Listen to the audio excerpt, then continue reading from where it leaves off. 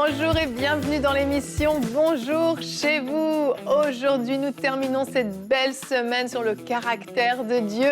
Et aujourd'hui, nous parlons de la bonté de Dieu. Seigneur, traite-moi selon ta bonté est notre thème du jour que j'aborde aujourd'hui avec Aurélie et Annabelle. Salut les filles. Bonjour Evelyne. On termine la semaine entre filles. Oui. J'ai gardé les meilleurs pour la fin.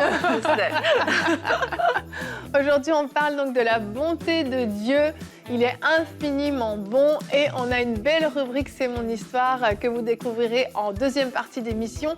Aujourd'hui, c'est Franck Alexandre, le pasteur et évangéliste, qui nous a raconté des miracles extraordinaires qu'il a vécu lors d'une campagne d'évangélisation au Sri Lanka il y a quelques années. Vous allez voir, il y a plusieurs images. C'est vraiment une très très belle rubrique et vous allez voir que la bonté de Dieu s'est vraiment manifestée au Sri Lanka. Et on va commencer avec toi, Aurélie, avec la pensée du jour.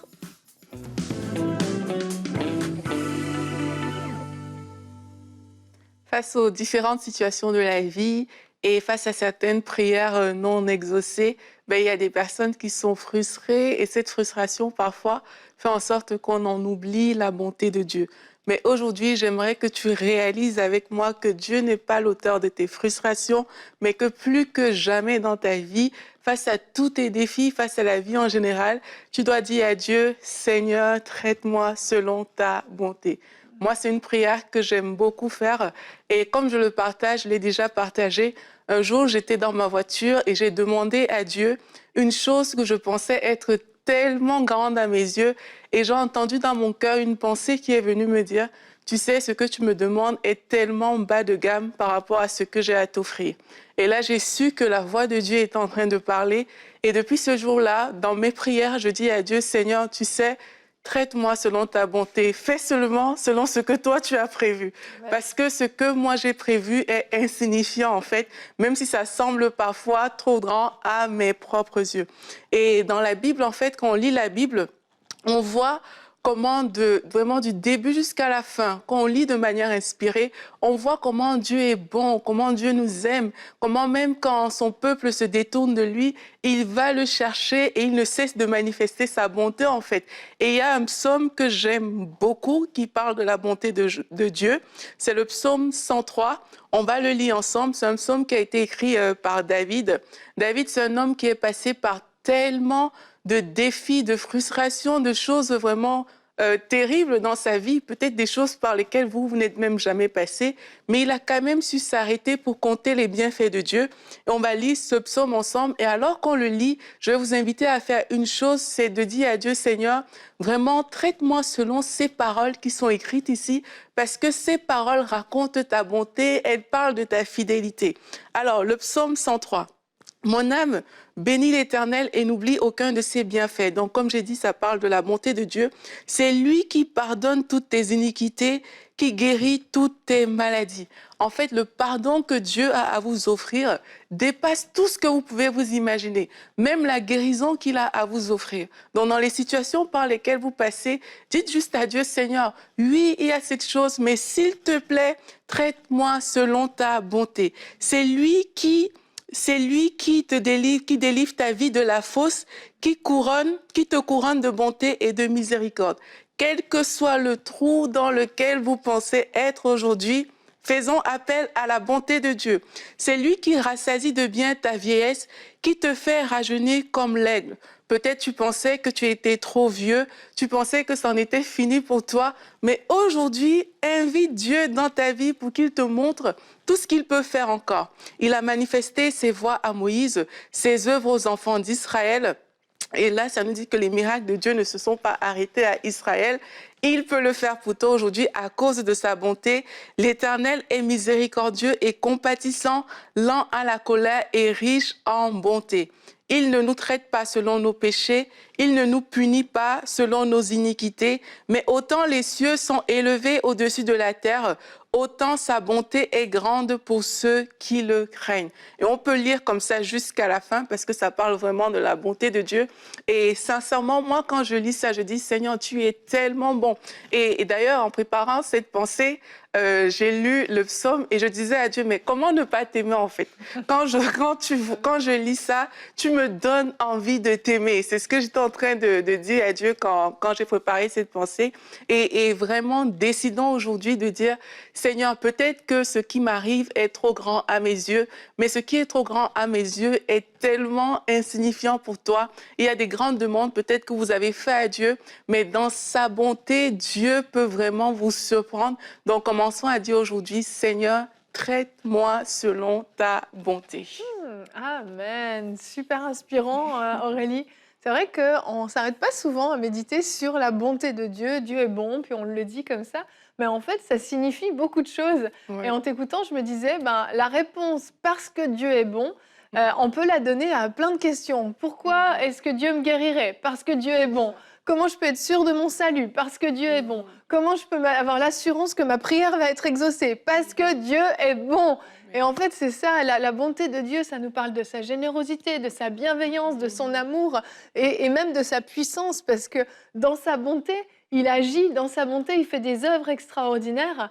Et en fait, c'est un attribut qu'on méprise peut-être au niveau de Dieu et sur lequel on médite pas souvent et on prend pas le temps de s'asseoir. Alors merci Aurélie de nous faire creuser ce thème de la bonté de Dieu. Et j'enchaîne avec notre verset du jour qui est dans le psaume 145 au verset 9. L'Éternel est bon envers tous, sa compassion s'étend à toutes ses œuvres. Et oui, la bonté de Dieu nous parle aussi de sa compassion, de sa patience, de sa miséricorde. Tout ça englobe la bonté de Dieu. Et le pasteur Mohamed Sanogo avait fait un enseignement sur la différence entre la gentillesse et la bonté. Et c'est vrai que quelquefois, on méconnaît la bonté de Dieu. On va plutôt prendre ça pour de la gentillesse et puis quelquefois de la faiblesse, mais dans sa bonté, Dieu est parfait, Dieu est juste aussi. Ouais. Et c'est une bonté qui pardonne, mais une bonté aussi qui est juste. Et quand on dit Seigneur, traite-moi selon ta bonté, c'est pas, on s'adresse pas à un Dieu qui est Bon. ouais, voilà, c'est ça qui est bête et bête et gentil en fait. Ouais. Juste traite-moi selon ta bonté. La bonté de Dieu est extraordinaire. Elle dépasse ce qu'on peut imaginer, mais la bonté de Dieu est aussi selon le caractère de Dieu qui est saint et qui est juste. Et c'est important de ne pas prendre non plus la bonté de Dieu pour quelque chose de faible ou quelque chose d'assez édulcoré. C'est tellement puissant la bonté de Dieu. Ouais. Effectivement. Et pour aller dans ton sens, en fait, la bonté de Dieu, ça ne veut pas dire que tout ce que je demande à Dieu, Dieu va me donner. Si tu parlais d'être gentil et être bon, quand vous voyez les petits-enfants, quand les tontons et les tatas viennent à la maison, ils ramènent des bonbons, des chocolats, des choses sucrées. Et puis les enfants les aiment trop parce qu'en fait, eux, ils n'interdisent rien aux enfants. Ils donnent aux enfants tout ce que les enfants veulent. Mais quand c'est ton père et ta mère, ils savent que ce n'est pas bon pour toi. Il sait que si tu manges les bonbons tous les jours, mais tu auras des caries, il y a des choses qui vont arriver. Et dans leur bonté, ils vont parfois te dire non, tu n'auras pas ce bonbon, tu n'auras pas ce chocolat. Mais si tu... Et parfois, on va regarder Dieu en lui demandant tout ce qu'on veut. Et quand on n'a pas ce qu'on veut, on pense que Dieu n'est pas bon, en fait. Mais la réalité, c'est que Dieu, il a tellement mieux à nous offrir que ce que nous-mêmes on imagine. Le petit enfant, quand il va grandir, il va comprendre qu'en fait, c'est parce que ma mère m'aimait tellement qu'elle ne m'a pas permis de manger ces bonbons tous les jours. À mes yeux, je l'aurais fait juste comme ça, mais par amour pour moi, elle ne m'a pas permis de le faire. Et c'est aussi comme ça avec Dieu, c'est que Dieu, il y a des choses que peut-être tu regardes aujourd'hui, tu te dis, mais Seigneur, pourquoi est-ce que tu n'interviens pas et tout? Mais au lieu de penser toujours mais Dieu ne l'a pas fait et tout, pense, mais Seigneur, traite-moi selon ta bonté, parce que je sais d'office que ce que toi tu as pour moi, les plans que tu as pour moi, sont de loin meilleurs à tout ce que je peux imaginer pour ma vie. Donc je veux que tu me traites selon ta bonté et je veux surtout me disposer pour voir ta bonté, pour la saisir en fait. Parce que la Bible dit que les bontés de Dieu se renouvellent chaque matin. Donc du côté de Dieu, tout est déjà OK en fait. Mais c'est maintenant à nous de saisir la grâce de Dieu, saisir sa bonté et laisser cette bonté agir tout simplement dans notre vie au quotidien. Exact. Et moi, j'aime bien quand tu racontes ton histoire dans la voiture, et je pense que c'est important, c'est une leçon, c'est de se dire, ce que je demande, c'est tellement petit pour Dieu. Ça me semble, moi, être le top du top. T'es limite en train de pleurer, gémir, supplier, te demandant comment il va faire. Et Dieu te ramène dans sa réalité pour te dire... Mais c'est pas grand-chose. Tu sais, j'ai quand même créé la terre, les cieux et tous les êtres humains. Donc bon, ce que tu me demandes, c'est relativement accessible pour moi. Et c'est bon de se perdre dans la bonté de Dieu. Et il y a aussi cette dimension de foi. C'est que si je crois dans la bonté de Dieu, bah, je crois tout simplement que Dieu va le faire, que Dieu va pourvoir à mes besoins, que Dieu ne me laissera pas sans nourriture, que Dieu ne me laissera pas sans la provision pour payer ma facture, que Dieu ne laissera pas mes enfants manquer et tout ça. Et c'est de se dire, ok, parce qu'en quelquefois on est tellement focalisé sur la foi, on a foi puis on est centré sur nous. Est-ce que j'ai la foi? Est-ce que j'ai bien fait tout ce qu'il fallait? Mais en fait, quand on regarde tout simplement à Dieu et à sa bonté, on se dit, mais il ne peut pas me refuser ses bontés qui se renouvellent chaque jour. C'est fait, comme Aurélie l'a dit, Dieu fait sa part. Et en fait, je vais passer de temps à regarder Dieu dans sa bonté, à examiner sa bonté, à lire des passages sur la bonté de Dieu, et bien plus naturellement, ma foi pour voir sa bonté se manifester envers moi va aussi se manifester. Donc quelquefois, oui, on est très axé sur les principes de la foi en ce qui nous concerne. Est-ce que j'ai bien fait? Mais regardons à Dieu, tournons nos regards vers lui et contemplons sa bonté à travers les Écritures, à travers ce qu'il a fait dans notre vie. Et puis, sa bonté va sembler tellement réelle, tellement proche que dans notre cœur, il n'y aura plus de doute. C'est ta bonté, tu es bon, Seigneur. Tu as manifesté ta bonté à travers tous les temps. Je le vois dans la Bible, de la Genèse à l'Apocalypse. Comment est-ce que tu ne pourrais ne pas prendre soin de moi, de mon besoin spécifique aujourd'hui? Amen. Et quand tu dis ça, je vois aussi, tu vois, c'est tellement vrai quand on lit la parole de Dieu, et moi, ça m'est tellement arrivé que je lis des versets, comme je dis tout à l'heure, je dis à Dieu, mais comment on fait pour ne pas t'aimer en fait? Parce que c'est tellement incroyable. Quand tu lis, je me rappelle dans Matthieu 6, quand on parle de la prière, et là, quand tu lis, il dit de ne pas répéter des vaines paroles, et dans la version que je lis, ça dit, après tout, Dieu est votre Père. Avant même que vous ne lui demandez, il sait déjà de quoi vous avez besoin. Et moi, je me rappelle, un jour, j'étais comme, ça dit vraiment, après tout, Dieu est votre Père. Et après, il invite à dire, quand vous priez, dites, notre Père, ça commence par le Père, que ton nom soit sanctifié, en fait, que ton règne vienne. Ça veut juste dire quoi? Ça veut dire, Seigneur, traite-moi selon ta bonté. Parce que après tout, Dieu est mon Père. Et si son règne vient, ça veut dire que j'aurai exactement tout ce qu'il me faut pour ma vie à moi. Et quand tu lis des passages comme ça, mais ça te réveille. Même quand tu lis des passages comme « Si méchant comme vous êtes, vous avez donné de bonnes choses à vos enfants », à combien plus forte raison Dieu le Père. Amen. Tout don parfait, toute grâce excellente viennent d'en haut du Père des Lumières, en qui il n'y a ni changement ni ombre de variation.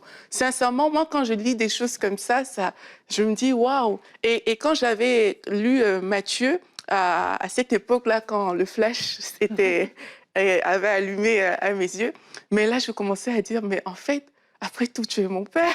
Tu ne peux rien me refuser. Tout ce qui est bon pour moi, tu vas me le donner. Et ça te fait exalter la bonté de Dieu. Ça fait en sorte que même au niveau des prières, parfois, sincèrement, je dis à Dieu, Seigneur, voici ce que je veux, mais j'échange ça contre ce que toi, tu as à m'offrir. Parce que je sais déjà que ce que tu as à m'offrir est de loin supérieur à ce que je peux te demander. Donc, comme tu disais, Annabelle, méditer sur la bonté de Dieu dans les Écritures, c'est tellement puissant. Ça change ton atmosphère. Tu deviens joyeux, tu es heureux, tout simplement parce que tu regardes à Dieu et non plus à tes défis. Amen, amen. Très, très édifiant. Et on va enchaîner tout de suite. On va découvrir comment la bonté et la puissance de Dieu s'est manifestée au Sri Lanka dans la rubrique « C'est mon histoire ».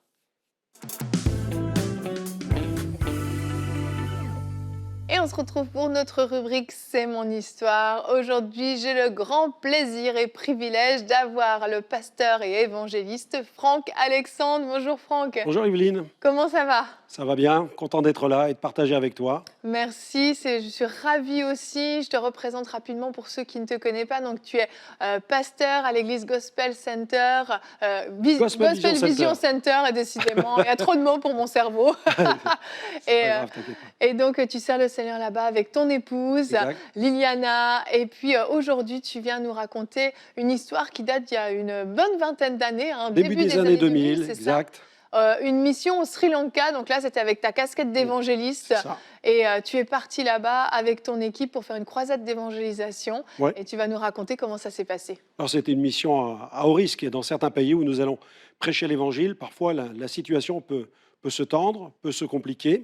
Nous faisons toujours attention parce que notre but, c'est vraiment de protéger les populations et que toute mission d'évangélisation soit vraiment une bénédiction pour ceux qui viennent nous écouter. Mais parfois, dans certains contextes, il y a des éléments qu'on ne maîtrise pas. Et lorsque nous avons entrepris cette aventure d'une mission d'évangélisation au Sri Lanka, nous avons immédiatement voulu la baigner dans la prière.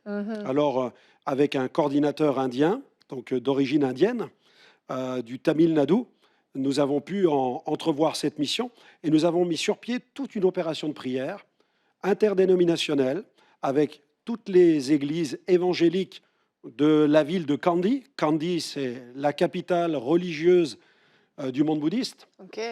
Donc, c'est vraiment le centre religieux du pays. Et il y a même un lieu de pèlerinage où tous les pèlerins viennent par milliers pour vénérer une dent qui a appartenu à Bouddha, etc. Donc, il y a des reliques. Donc, il y a tout un culte qui est entretenu sur la ville. Il y a même un immense Bouddha qui prédomine la ville, qui est vraiment gigantesque et qui a été érigé sur des sacrifices. Wow. Donc, c'est Donc un vous nom. étiez quand même dans un milieu assez hostile à l'évangile de Vraiment prime abord. très tendu. Voilà. Oui. En ciblant cette ville, notre but, c'était de permettre à toute cette population de découvrir la bonne nouvelle. Mais Parce oui. que l'évangile, c'est vraiment une bonne nouvelle. L'évangile de Jésus, c'est l'évangile du salut, de la guérison et d'une vie transformée. Exact. Alors, notre seul objectif, c'est de bénir la ville. Là, c'est l'objectif de l'évangéliste, qu'il y ait du bien dans la ville. Comme Philippe en Samarie, il y eut une grande joie dans la ville. Alors, on a eu ce projet, on a mobilisé les églises de toutes dénominations, on a intercédé et ils ont prié pendant pratiquement 6 mois, Ah oui, quand même. avec une chaîne de prière 24 heures sur 24. Donc les églises, à tour de rôle, nuit de prière, journée de prière, ont arrosé d'intercession. Alors, on pourrait croire que c'est excessif. Non, je pense que c'est nécessaire. Hein. Et quand on a vécu ce qu'on a vécu ensuite, on a compris qu'il y a eu un véritable combat spirituel. Oui. Parce que pendant une nuit, j'ai reçu un songe, et dans ce songe, j'ai vu un éléphant. Donc, cet éléphant qu'on peut rencontrer aussi dans l'hindouisme. Oui. Alors, c'est vrai qu'on est dans le bouddhisme, mais on a aussi des hindous, on a des bouddhistes. C'est très cosmopolite sur le Sri Lanka. Et dans cette vision, j'ai pu voir un éléphant qui tout à coup frappait la terre par 3 fois et était vaincu. Oh. Et quand j'ai eu cette vision, j'ai compris qu'on allait avoir certainement quelques difficultés dans le pays, lesquelles je ne savais pas, mais qu'il fallait prier, et puis que nous aurions, au bout du compte, la victoire. Amen. Voilà. Alors, on a pris l'avion, nous sommes arrivés sur place, et dès que nous sommes arrivés sur place, là, les choses ont commencé à se gâter parce que la météo était vraiment exécrable. Nous sommes arrivés avec des pluies torrentielles. Et comme on sait qu'en Asie, lorsqu'il y a des pluies torrentielles, les gens ne peuvent plus circuler. Et quand on a vu comment les choses se passaient, immédiatement, je me suis dit, là, c'est compliqué, on ne pourra pas prêcher demain soir. Les villageois ne vont pas sortir, ils ne viendront pas des villages vers le centre de la ville de Kandy. Donc, la mission est vraiment menacée. Alors, ce que nous avons fait, nous avons convoqué les intercesseurs, nous avons fait circuler les messages, nous sommes allés au stade, et sous les tonnelles du stade de la ville, eh bien, nous avons mis sur pied une réunion d'intercession, de combat spirituel, et nous avons intercédé pendant plusieurs heures. Quand tout à coup, vers 22 heures, je pense, enfin, en fin de soirée, la nuit était bien tombée, il y avait les éclairs qui fusaient dans la ville, je voyais de loin le grand Bouddha qui était comme là pour me défier, pour défier notre équipe. Eh bien, quelqu'un s'est mis à prophétiser. Et la personne qui a crié la prophétie a dit, à partir de demain, il ne pleuvra plus une seule goutte de pluie dans la ville de Kandy. Wow. Alors, j'ai pris cette prophétie par la foi. Oui. Je suis rentré à l'hôtel et le lendemain, j'ai regardé par les volets. Il faisait un soleil magnifique. Et puis le soir, on m'a emmené sur le lieu d'évangélisation. Et quand je suis arrivé sur le lieu d'évangélisation, je pouvais apercevoir au loin eh bien, ces nuages sombres qui venaient en direction du lieu d'évangélisation. Il y avait l'estrade, les musiciens étaient en train de faire les réglages, la réunion allait avoir lieu dans 2 heures approximativement. Et alors, je vois les nuages qui arrivent vers la ville. Et là, je me dis, Seigneur, on a reçu cette parole. Et tout à coup, je la reçois dans mon cœur. Et Dieu me dit, il ne pleuvra pas une seule goutte de pluie dans la ville de Kandy à partir d'aujourd'hui jusqu'à la fin de la mission de mon serviteur. Et quand j'ouvre la porte de la voiture, je vois une femme qui roule par terre. Les démons sortaient d'elle. Oh. Les puissances démoniaques. Et le Saint-Esprit m'ajoute une parole. Il me dit, j'ai autorité sur la terre et dans le ciel. Il ne pleuvra pas une seule goutte de pluie dans ta mission d'évangélisation. Amen. Et chaque soir, les nuages venaient vers la ville. Et à chaque fois, les nuages se disloquaient et la mission avait lieu. Gloire à Dieu. Et nous avons rencontré beaucoup de difficultés. Oui, il y a eu pas mal Oui. de persécutions. Une quarantaine de prêtres bouddhistes se sont ligués pour troubler la réunion avec leurs robes couleur safran. Moi, je pensais que le bouddhisme était une religion plutôt pacifique, mais j'ai découvert qu'il y avait aussi malheureusement du fanatisme. Et ils sont venus sur le lieu d'évangélisation dès le premier soir, frappant les gens. Ils sont même allés à l'église du pasteur coordinateur, le coordinateur principal. Ils sont entrés dans son église. Heureusement, il n'y avait pas de croyants en réunion. C'était en pleine journée. Ils ont cassé les vitres, ils ont détruit les chaises, ils ont commencé à casser les tuiles de la toiture, détruit la pancarte de l'église. Voilà, c'était un peu chaotique. On a une vidéo d'ailleurs qui explique un peu les persécutions auxquelles vous avez fait face, que vous aviez tourné à l'époque. Je te propose qu'on la regarde tout de suite. Ok. Le combat spirituel était réel. Lorsque des prêtres bouddhistes apprirent le projet de cette campagne, ils arrachèrent nos affiches et tentèrent de décourager les habitants de Kandy en placardant dans la ville des affiches annonçant que Franck Alexandre était contaminé par le virus du sida et que notre interprète, venu de l'État indien du Tamil Nadu, était un terroriste. Ils se rendirent dans un bâtiment du Jerusalem Prayer Center, le quartier général de la campagne, où ils firent de nombreux dégâts.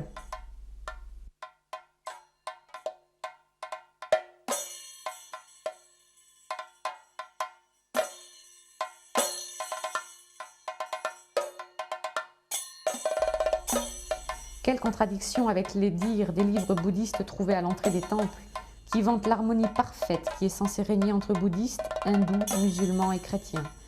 Nous voyons ici le contraire du message de paix théoriquement enseigné. Heureusement, dans les jours qui suivirent, et grâce à la générosité d'un sponsor, tout fut réparé et remis en l'état. Wow, et dire que tu avais le sida, non mais c'est hallucinant, aller tout saccager. Voilà, et- mon interprète était soi-disant Un un terroriste parce tamoul. qu'à la couleur de sa peau, il le reconnaissait comme tamoul.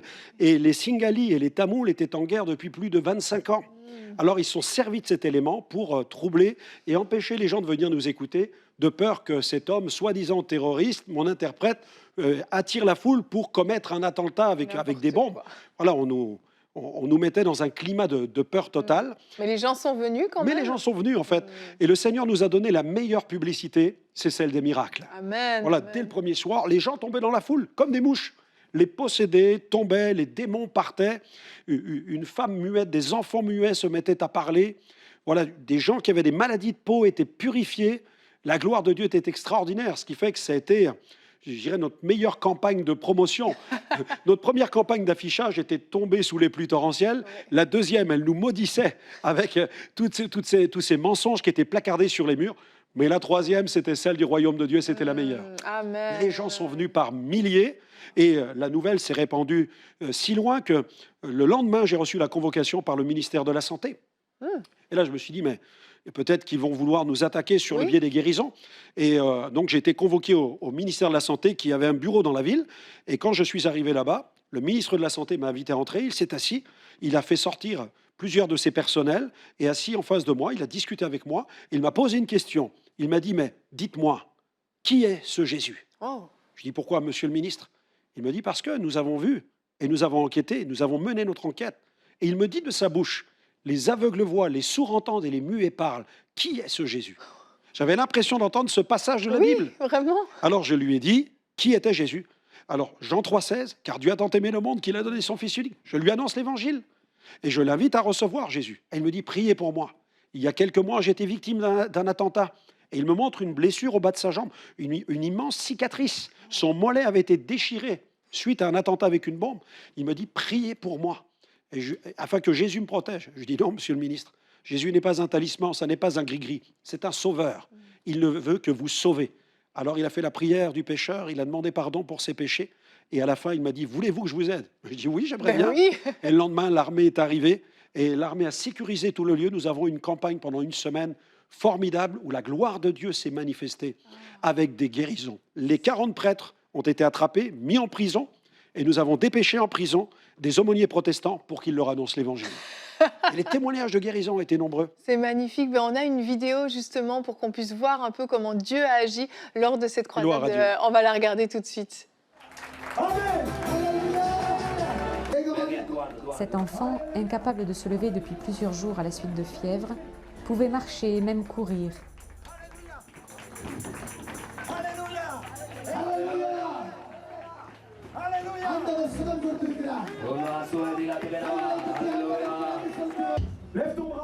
Cet homme qui avait son bras droit infirme fut aussi guéri. Il pouvait lever son bras sans difficulté. Cette femme souffrait de problèmes musculaires dans son bras droit, ce qui l'handicapait beaucoup. Ce soir-là, elle fut guérie.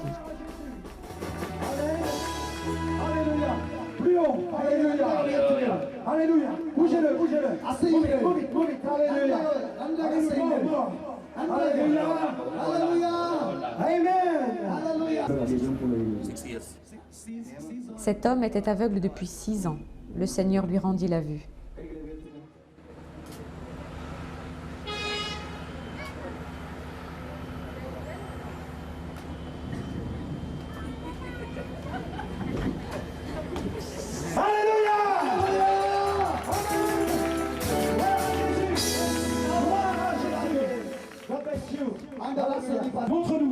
Ce jeune homme, boiteux, pouvait désormais courir sur l'estrade. Rapidement, rapidement, alléluia, alléluia, alléluia.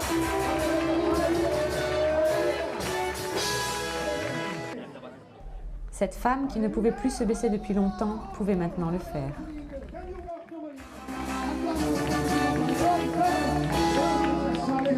Alléluia, amen, alléluia.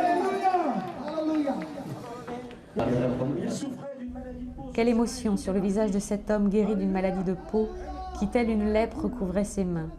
Après la prière, il vit que ses mains étaient saines.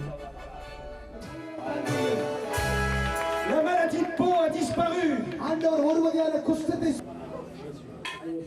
Cette femme sourde d'une oreille pouvait maintenant entendre parfaitement.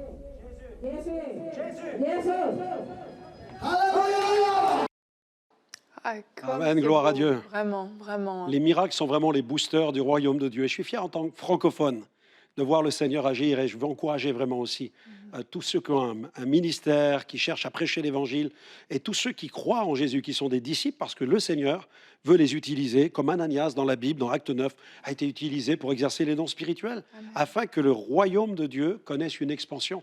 Les miracles sont la meilleure promotion du royaume. Amen. Merci Franck-Alexandre, merci infiniment d'être venu et merci pour ton ministère aussi qui porte beaucoup de fruits. C'est une campagne qu'on a citée, mais il y en a eu Oui, tellement on a vu des milliers de d'autres. guérisons. Vraiment, Dans merci le d'être monde. venu dans la rubrique C'est mon histoire. Merci. Dieu est tellement bon, vraiment gloire à Dieu pour tout ce qu'il a accompli là-bas, tout ce qu'il a accompli dans nos vies. Et je vous rappelle, notre thème d'aujourd'hui, on a terminé notre série sur les différents attributs du caractère de Dieu. On finit par la bonté et finalement, on peut amener en conclusion que quand on dit « Seigneur, traite-moi selon ta bonté », c'est un peu « Seigneur, traite-moi selon ta volonté » parce que ta volonté est parfaite pour ma vie. Tu as le meilleur pour moi dans tous les domaines. Et nous prions que Dieu, oui, puisse vous traiter selon sa bonté, selon sa grandeur, selon sa toute-puissance. Et on vous encourage à pouvoir méditer encore et encore sur les différents attributs de Dieu pour vos vies, pour que votre foi augmente et pour que vous connaissiez de plus en plus profondément le cœur de votre Père. Merci d'avoir été avec nous toute cette semaine. On vous souhaite un excellent week-end et on se retrouve lundi pour de nouvelles émissions de Bonjour chez vous.